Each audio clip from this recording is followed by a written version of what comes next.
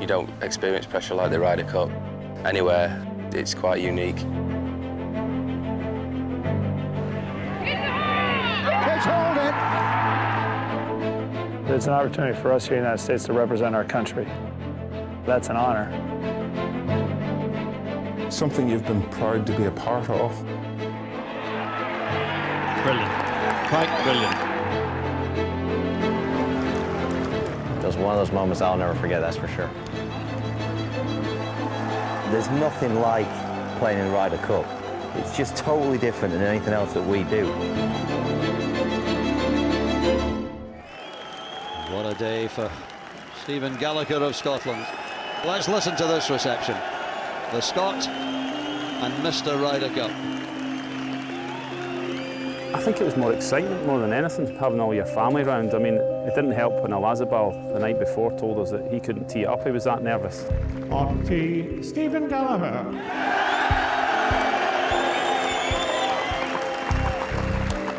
It's obviously nerve-wracking, and I think it made it a little bit easier being in Scotland for me, but definitely it's probably the most nerve-wracking you'll ever be, but more enjoyment and excitement. I try to explain to people that if you have a chance to win the US Open or any major and you're staying on the 18th hole and you need to hit the fairway and then make par to win, that's what it feels like on every hole at a Ryder Cup. And I would say that's pretty close to how I felt on the first tee. It was very strange to be that nervous on the first hole. That's generally something that happens at the end of a tournament when you're trying to win, but to feel like that on the first tee was different. When you're doing the Ryder Cup in your own country or in Europe, it's a little bit more stressful. You know, you're involved with the course, you're involved with the media more, you're involved with the clothing, everything's going on. And from day one, I was thinking about the pairings or who I was going to pick. I was a little bit under pressure for some of my picks, and so I was a little bit nervous going into it. On the tee, electing to play Peter Hansen.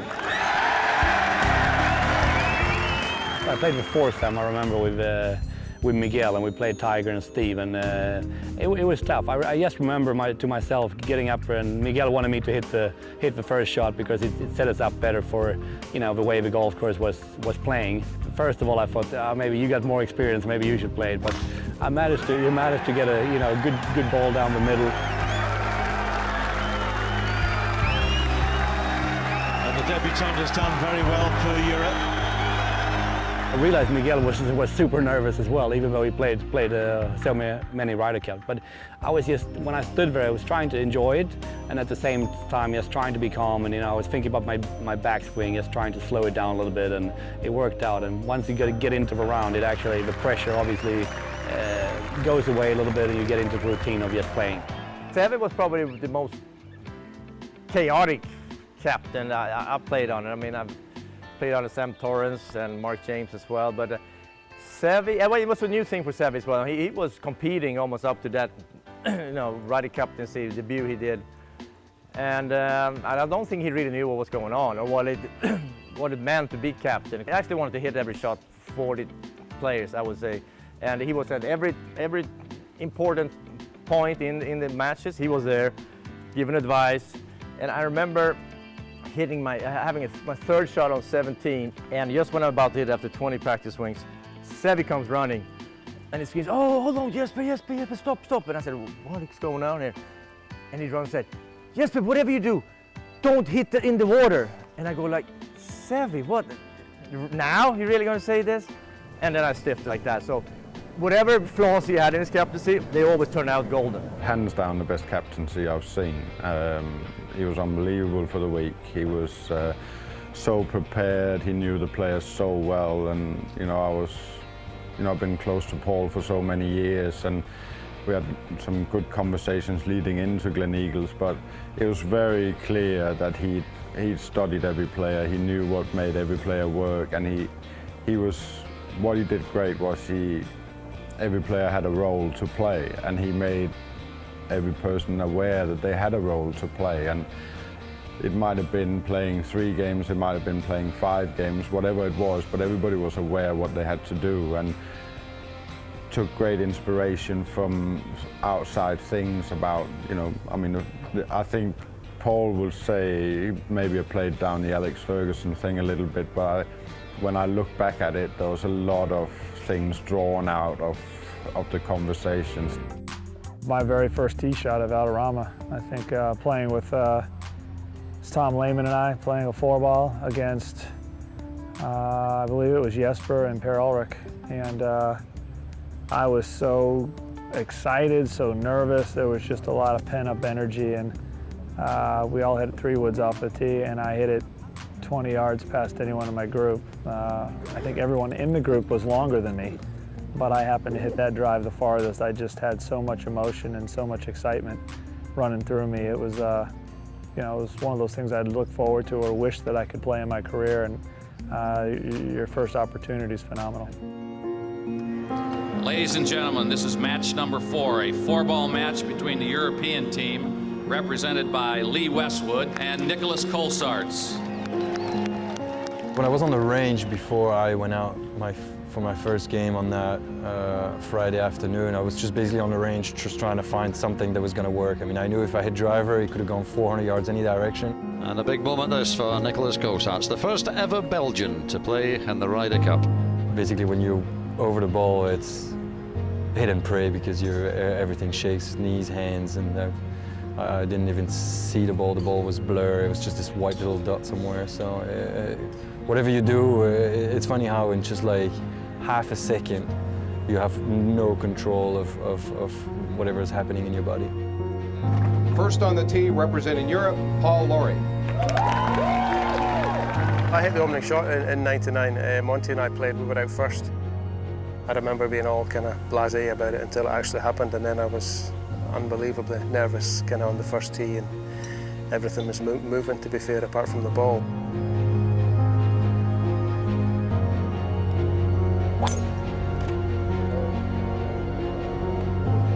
Afterwards, you kind of think it was a great thing to have to say that you've hit the opening tee shot, but it was pretty nerve-wracking. I'll take it. On the tee, Darren Clarke.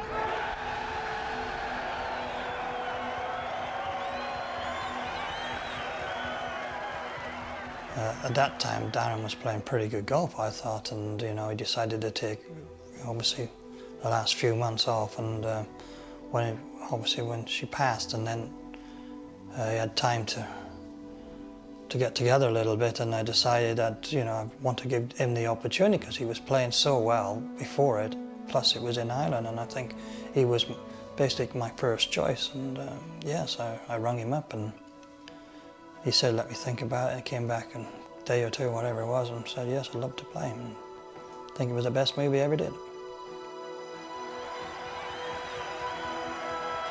All the Irish people behind the tee there, and they're all clapping and stamping and shouting and bawling, and just the emotion, you know, just even now thinking about it, you know, he's got his green jumper on it, and, you know, you could see it, he was, you know, he was excited, but he was so emotional as well, and, you know, everybody, I think Lee gave him his space, even the other players gave him his space, and God, that drive, what he went about, must have gone 350 yards.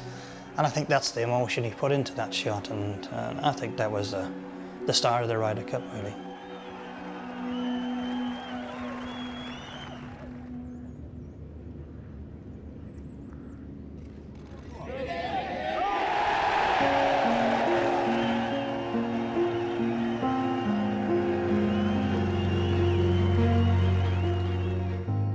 I only played Darren 3 times. I know he wanted to play more. But with the emotion, with all the people, I thought it was better he rested him. We only played him 3 times, and I think that was good as well.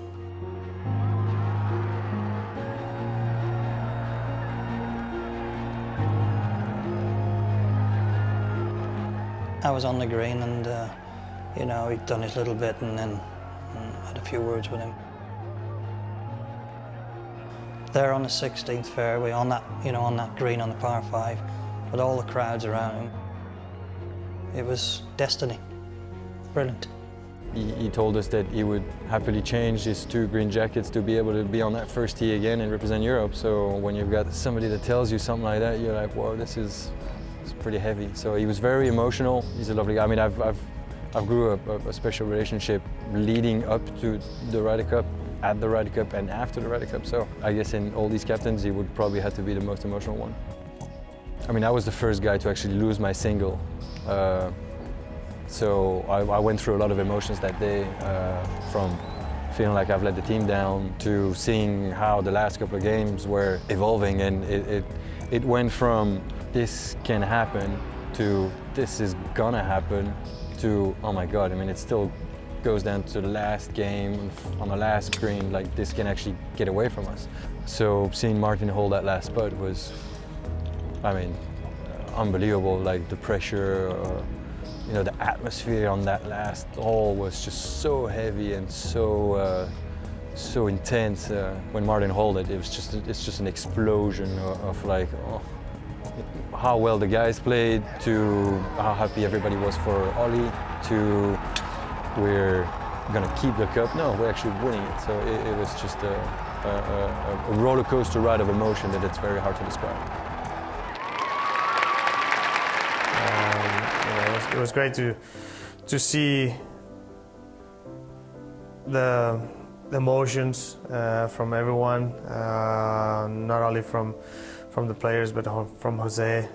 How exciting and how happy he was, and how much Seve came into all of our minds and thoughts and stuff, and it was just spectacular. I was very emotional. I started to think about maybe the possibility of winning here today. The boys have done an unbelievable job. I had a few thoughts for my friend Seve, and this one is for him.